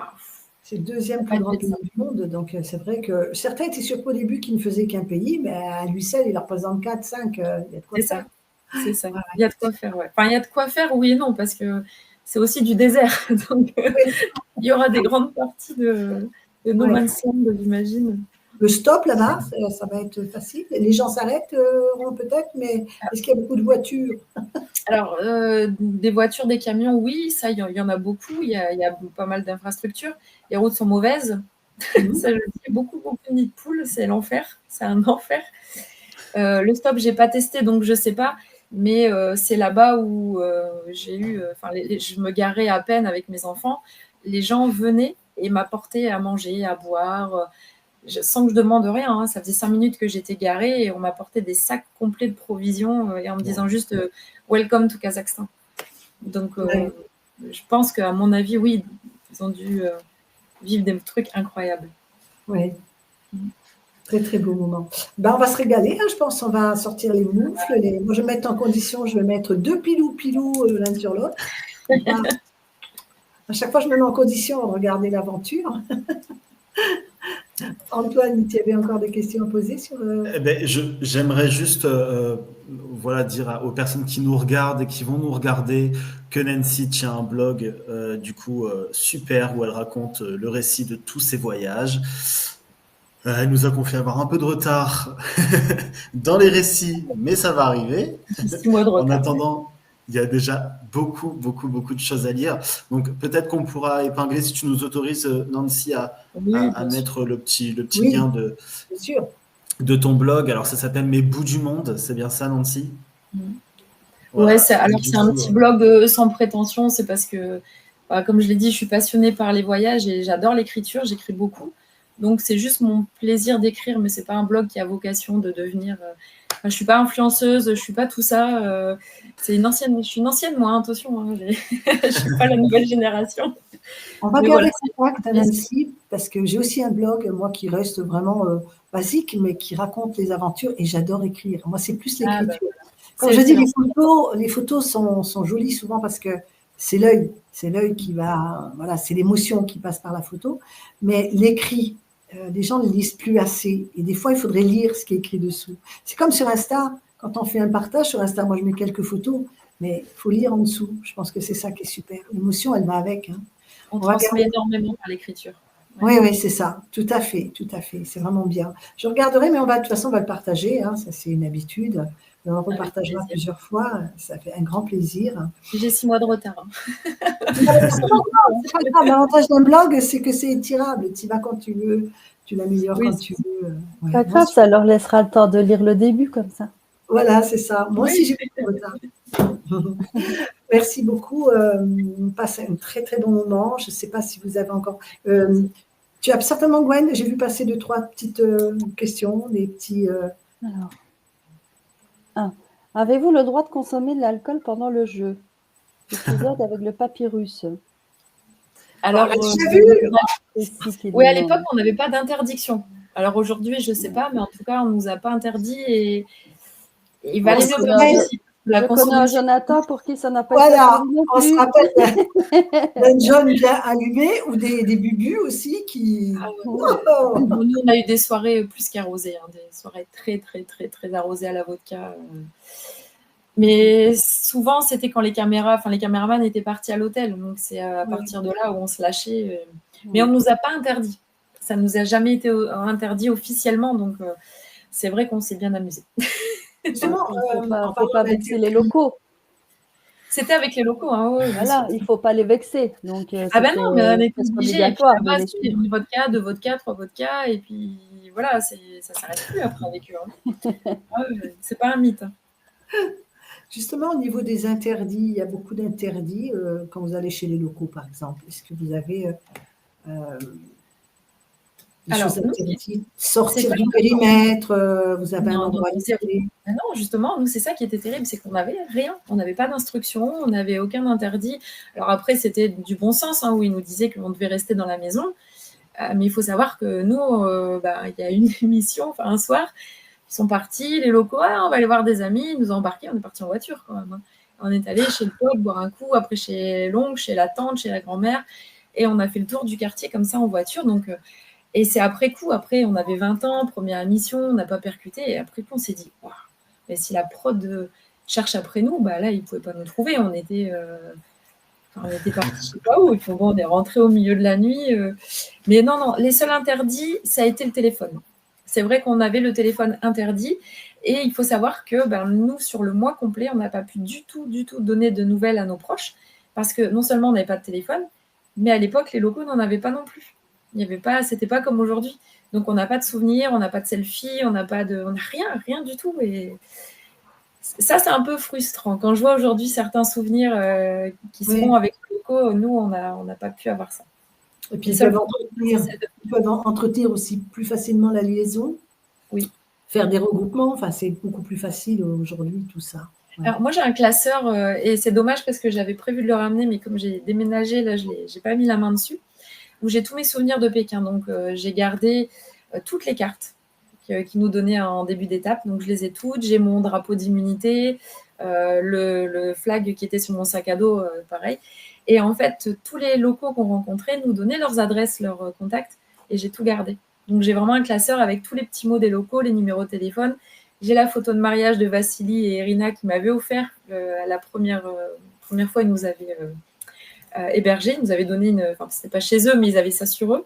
Donc, j'avais leur photo de mariage, des photos, parce que des locaux nous donnaient aussi des photos. Papier, à l'époque, c'était ça. Donc, j'ai quelques photos. Donc, j'ai vraiment un petit bouquin souvenir. Même le chocolat qu'on avait acheté sur place, c'est écrit en russe. J'avais gardé le papier du chocolat d'emballage de mes petits souvenirs, comme ça, un petit classeur. C'est super. Oui, Gwen. J'ai une question de notre canaille Sylvie qui Oui. demande y a-t-il eu des rapprochements entre candidats et ou l'équipe technique? Ça ne m'étonne pas sa question, Sylvie. Tiens. Alors, pas du tout à notre connaissance. Non, pas du tout. Et par En contre, tout il y a cas, Brigitte, voilà, pas à notre Pardon. connaissance. il y a Brigitte qui demande si tu as aussi un blog pour la danse, etc. Ouais, j'ai un site internet de ma compagnie, oui, et un On Instagram. mettra aussi le lien. On On mettra lui aussi. partagera. On lui partagera aussi. Ouais, Super. ouais. C'est bien. Parfait. Ah oui, Parfait. et là, j'ai une toute dernière, Vas-y, qui demande, du coup, à cette époque-là de Pékin, ça se passait comment pour l'hygiène, pour les douches, etc. Chez l'habitant. C'est chez l'habitant? Ah oui, oui, chez Ils ont l'habitant. quand même des jours off en hôtel, ils peuvent encore se prendre une douche vite fait, mais là, c'est vrai Pas que nous. Non, nous, on n'avait pas d'hôtel. Nous, on était dans les tentes. Donc, la nuit, on passait en off dans les tentes. On n'avait pas de sanitaire. Donc, on profitait des douches en fait, chez l'habitant pendant les étapes pour se laver. Parce qu'on savait que le jour off, on n'était pas à l'hôtel. Donc, pas de douche. Oui, et par contre, au départ, on vous avait fourni une liste de fournitures, de ce qu'il faut amener. Rien du tout? Non, rien du tout. Non, rien. Et c'est super drôle parce qu'il y avait un candidat que j'ai revu d'ailleurs, qui était à l'époque artiste, qui lui, en fait, était arrivé avec 2 énormes valises. Et il me disait toujours, quand ils m'ont donné le sac à dos, je leur ai dit, mais vous foutez de moi, c'est une trousse de toilette, ça. Ça m'était très drôle à l'époque. Mais non, pas du tout. En fait, ce qui s'est passé, c'est qu'un membre de la prod est rentré à l'hôtel, après de la Tour Eiffel, en nous disant, ben voilà, le directeur de prod va venir. On vous demande de mettre sur le lit l'intégralité de vos affaires. Donc, on a dû vider notre sac ou notre valise. Nous, comme on était déjà voyageurs, on était déjà venus en sac à dos et on avait déjà prévu de prendre le minimum. Donc, il n'y avait rien sur le lit, vraiment. Et en fait, le directeur de prod est venu et c'est là où il nous a retiré. Donc, moi, il m'avait pris mon portefeuille avec carte bleue, argent, etc. Les passeports, évidemment, et le téléphone. Ça, c'est tout ce qu'il avait retiré. Le reste, il a dit, il n'y a pas de souci. Et je sais qu'ils sont passés de chambre en chambre, comme ça, en disant ça vous pouvez, ça vous pouvez pas. Et la petite anecdote, c'est que les papis corses avaient embarqué mais une tonne de charcuterie corse. Donc, ils les ont autorisés. Ils les ont autorisés, donc ils avaient le droit à, je sais plus, c'est 2 ou 3 saucissons qu'ils ont pu embarquer pour le jeu. La production s'est gavée, mais sont bons les produits corse. C'est pire que la douane. C'est pire que la douane. Oui, exactement.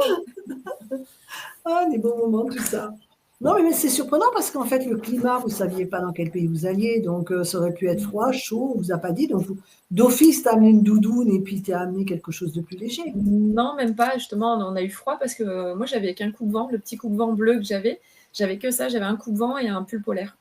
Donc, j'avais pas de manteau, j'avais pas de bonnet.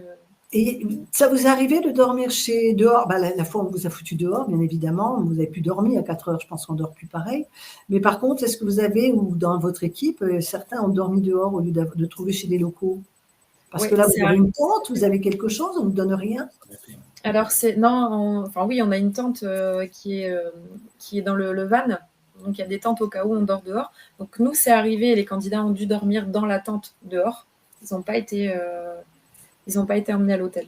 Nous, on a toujours fini par trouver. On a galéré, on a vraiment galéré, mais on finissait toujours par trouver un hébergement. Vous employez quoi, la menace? Non, alors on avait une petite truc toute bête. C'était rideau propre, maison propre. C'était notre petit bagage et ça marchait. Parce que rideau propre, on avait une maison propre, gens accueillants, chambre d'amis et on l'avait tout le temps. D'accord. Ouais. Super. C'est bien. Il faut savoir se vendre.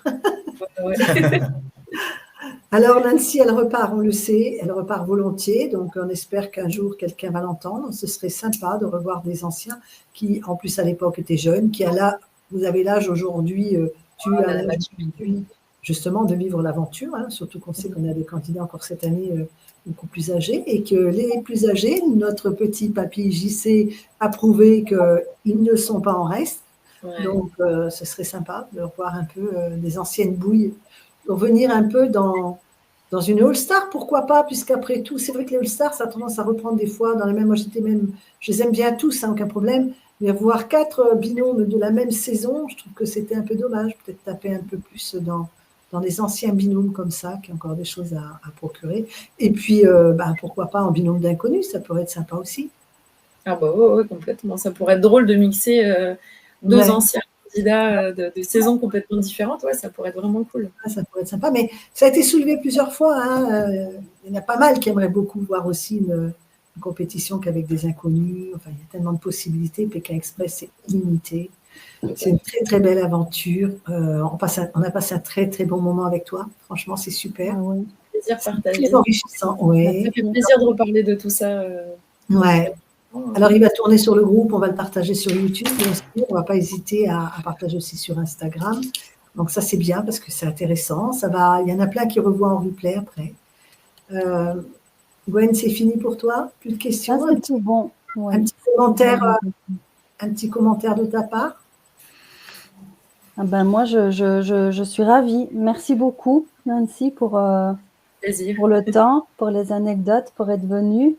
Pour être la première de la première saison à être venue nous rejoindre aussi. On attendait ça depuis longtemps. Et c'est quand tu veux maintenant, hein, c'est chez toi ici. Donc voilà. C'est gentil, merci. Ah, il y a quand même encore une question qui vient de passer là sur le 1 euro par jour. Arriviez-vous à manger pour 1 euro par jour? J'ai répondu comme Nancy avait répondu qu'ils avaient quand même souvent faim. Ouais. Que pendant la course, oui, il n'y avait vraiment que l'euro. Ouais. Sinon, voilà. Non, ça a été compliqué, ça, on ne mangeait pas beaucoup. Et c'est vrai, quand le soir, on avait l'habitant qui nous faisait un bon repas, ça faisait du bien parce que c'était souvent le seul repas de la journée. Oui, c'est sûr. Et il faut savoir aussi qu'on montait dans le van parce que quand les premiers arrivaient qui gelaient la course, on était rapatriés, c'est-à-dire qu'on montait dans le van, notre petit van, pour rejoindre en fait le plateau au plus vite. Forcément, le van, c'est le van du traducteur, du journaliste, donc eux, ils y vivent. Donc, on arrivait, il y avait Coca, Orange, des Mars, des barres de céréales, des trucs. Et en fait, on n'avait pas le droit. Et les gars ne jouaient pas le jeu. Ils jouaient le jeu, pardon. Ils ne nous donnaient rien du tout. Donc, des fois, on se faisait 1 heure, 2 heures de trajet. On avait trop faim et il y avait tous les trucs comme ça à côté de nous. On n'avait pas le droit d'y toucher. Et ça, c'était hyper frustrant. En début. Antoine, à toi, Eh bien, écoute, moi, Nancy, je voulais te remercier déjà de ta gentillesse. Il faut savoir que quand on lui a demandé à Nancy, tout de suite, elle a répondu avec un très gentil message et c'était un oui direct. Et donc, je te remercie beaucoup pour ça. J'ai passé un très bon moment. Et comme a dit Gwen, c'est quand tu veux. Et voilà, en tout cas, on a hâte de te suivre. Maintenant qu'on a le blog, qu'on a les réseaux, et on va te suivre avec grand plaisir et je te remercie pour je viens de rentrer, donc je ne vais pas repartir tout de suite. Hein. J'espère. Je suis rentrée il y a 1 mois, donc là, on va économiser avant de repartir. En tout cas, merci beaucoup à toi. Merci beaucoup. C'était un vrai plaisir. Ne coupez pas. Alors, coupez vos micros, merci. Ne pars pas, Nancy, le temps qu'on ferme le stream. Un petit message encore à passer. Voilà, donc, merci à toutes et à tous d'avoir été là ce soir pour partager ce beau moment d'émotion autour de Pékin. Un immense merci à Nancy, bien évidemment, pour sa présence, sa disponibilité et pour sa grande gentillesse. Merci d'avoir allumé avec nous la flamme de la toute première aventure. Et bien sûr, merci à toute l'équipe administratrice qui, depuis des années, fait vivre ce groupe avec passion et bonne humeur. Et à vous tous, les membres, pour votre fidélité, votre enthousiasme et votre bienveillance. Pour nos nouveaux membres, bienvenue à vous. N'oubliez pas de lire la charte du groupe disponible dans la section à propos. Elle est simple, elle parle de respect, de bienveillance et de bonne humeur. 3 petits mots qui suffisent à garder notre espace agréable pour tout le monde. Et puisque l'aventure continue toujours, rendez-vous donc le 7 novembre à 21h10 sur M6 pour le grand départ de la saison 21, direction le Kazakhstan. Alors sortez les doudounes et les bonnets Merci à tous. Merci Nancy. Et à très vite sur Pékin Express. L'aventure continue.